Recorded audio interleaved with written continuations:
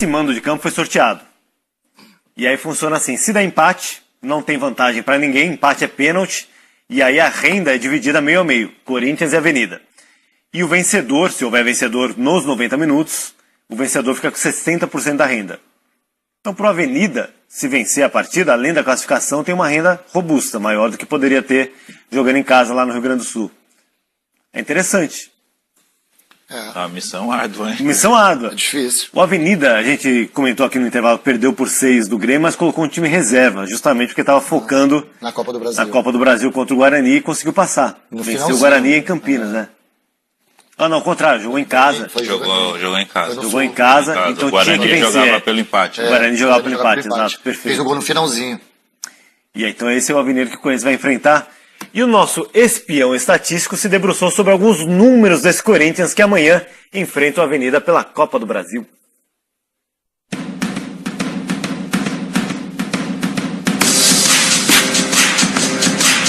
Apesar das vitórias recentes em clássicos, o Corinthians ainda não engrenou em 2019. Em 9 jogos oficiais, a equipe venceu 3 vezes, empatou 3 e sofreu 3 derrotas. No jogo de amanhã pela Copa do Brasil contra o Avenida, só a vitória garante a classificação. O empate leva aos pênaltis. E para sair da arena classificada, a equipe de Fábio Carille precisa melhorar. Os números comprovam essa necessidade. A começar pela defesa.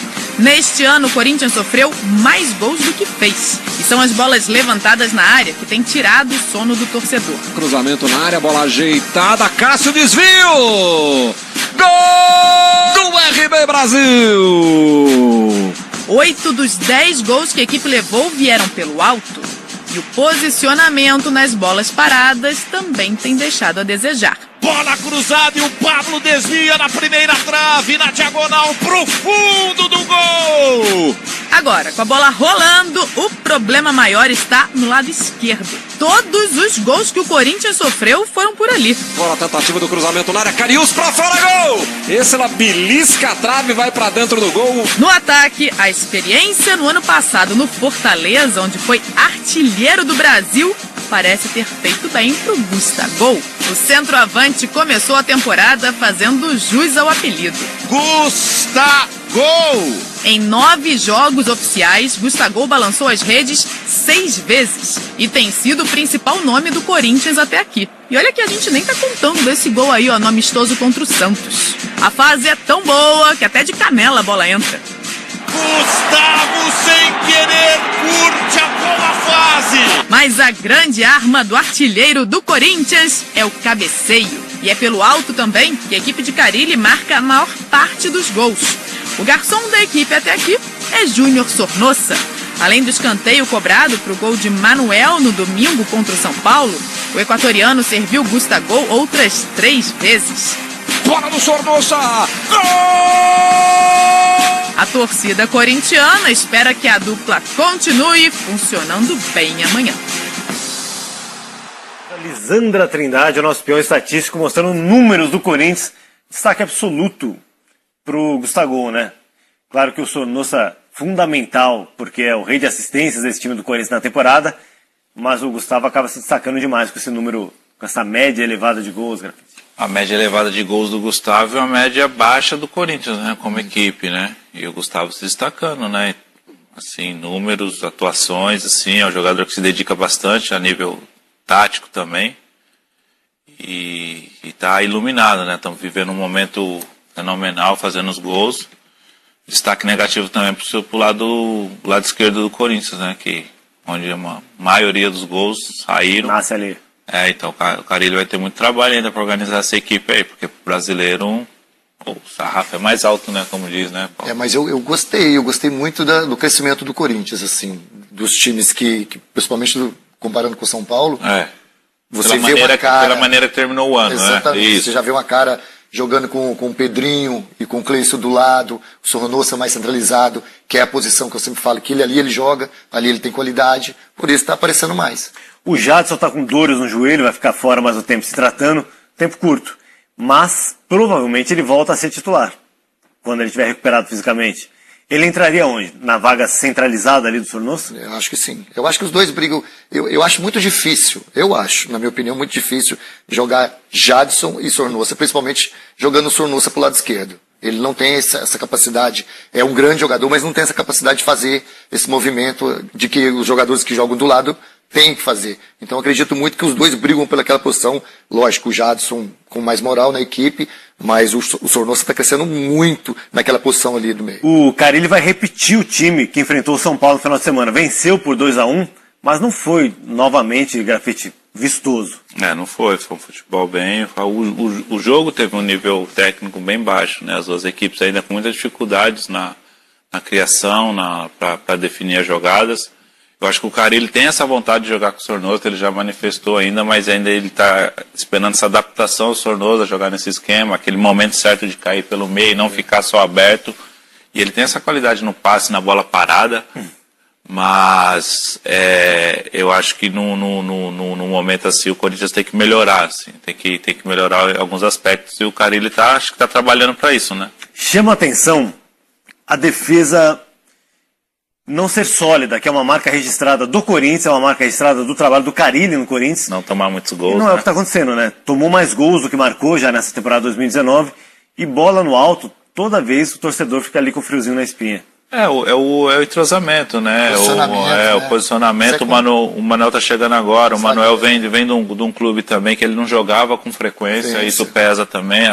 Ritmo de jogo. O ritmo de jogo. Ele está se conhecendo o Henrique agora. É uma equipe em formação por tudo que viveu ano passado, o desmanche que teve. Não é fácil. Talvez eu acho que o Corinthians já devia estar melhor estruturado nesse momento, mas principalmente o setor defensivo, no caso do Manuel, do Henrique, que são jogadores titulares, tem essa situação ainda a definir. Talvez, e também, né, o meio-campo, né, que faz a proteção a essa zaga, né, os volantes ali tem que fazer essa proteção melhor.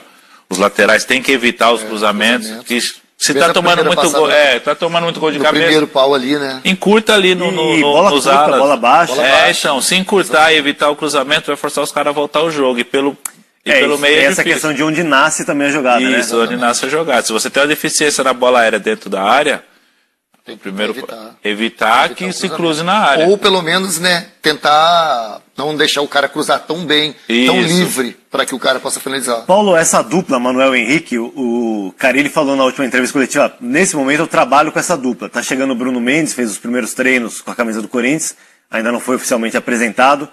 O Manuel, nem o Henrique, nenhum dos dois são jogadores rápidos, de saída, de toque de bola. Será que não precisa de jogadores com características mais complementares? Eu acho. Um cara mais levinho, um cara de saída. Apesar que eu gosto dessa dupla de zaga. Só que ela tem que estar entrosada, igual o Grafite falou. Ela tem que treinar. Ela tem que ter treinamento, principalmente essas bolas paradas, que é normal. Você faz ali, você pega 2 treinamentos fortes de bola parada, você vai posicionando o setor defensivo. Agora, eu sempre gostei de um zagueiro forte, um zagueiro que é mais trombador e um mais rápido. Aquele que cobre esse zagueiro. E hoje o Corinthians não tem um zagueiro assim. Talvez o Manuel e o Henrique tenham características muito semelhantes. Muito semelhantes, muito parecidas. Apesar que o Henrique tem mais saída de bola, mas não tem essa velocidade. Já teve mais, né? Não sei se ele mais. Mudou um pouquinho de característica por questão física ou, enfim. O Manuel é um jogador que gosta de sair também. Em 2016 eu joguei contra o Cruzeiro, e na época que eu estava no Santa Cruz, na época o treinador Milton Mendes falava assim: Grafite, segura o lado do Manuel, que o Manuel gosta de sair mais pro jogo. E quando ele sai, ele consegue achar bem esse passe no meio pro Jadson, pro Sornosa. Ele fazia isso muito no Cruzeiro na época que ele jogava. Mas como ele está chegando agora, ele está se ambientando, conhecendo, ele está ainda um pouco travado para tentar essa jogada. Mas o Manuel ele sabe sair jogando. Queria mostrar só algumas imagens gerais de treino do Corinthians, não é uma análise específica. É uma questão interna, que talvez vocês tenham uma visão melhor para falar sobre isso.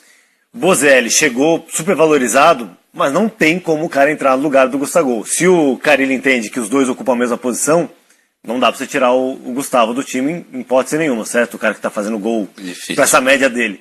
E aí você mantém no banco um jogador tão valorizado como o Bozelli, ou pelo menos chegou muito badalado. Tem o André Luiz, que chegou tentando ser titular, ele fez 3 ou 4 partidas como titular no início da temporada e perdeu espaço, não tá nem relacionado para alguns torneios. Como é que o treinador lida com essas questões? É complicado, né? Aí é as costas largas, né? Porque na chegada do Bozelli, eu vi uma entrevista do Carille dizendo que ligou para ele pessoalmente, conversou com ele. Quer dizer, você fala alguma coisa pro atleta, e quando você chega, você tem um centroavante lá que está resolvendo, aí é o treinador.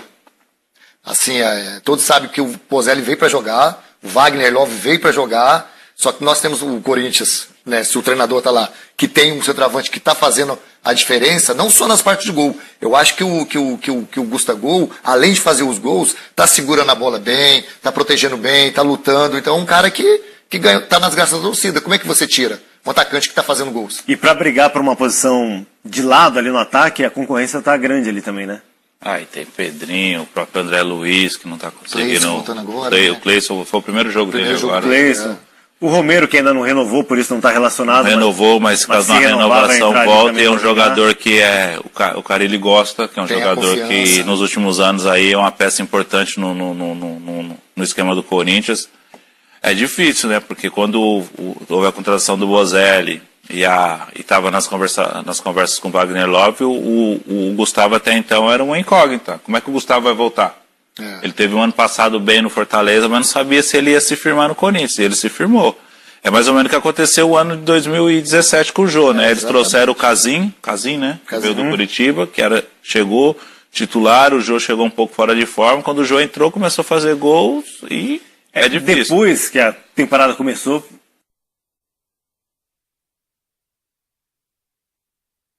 titular, e o Jô estava voltando do futebol.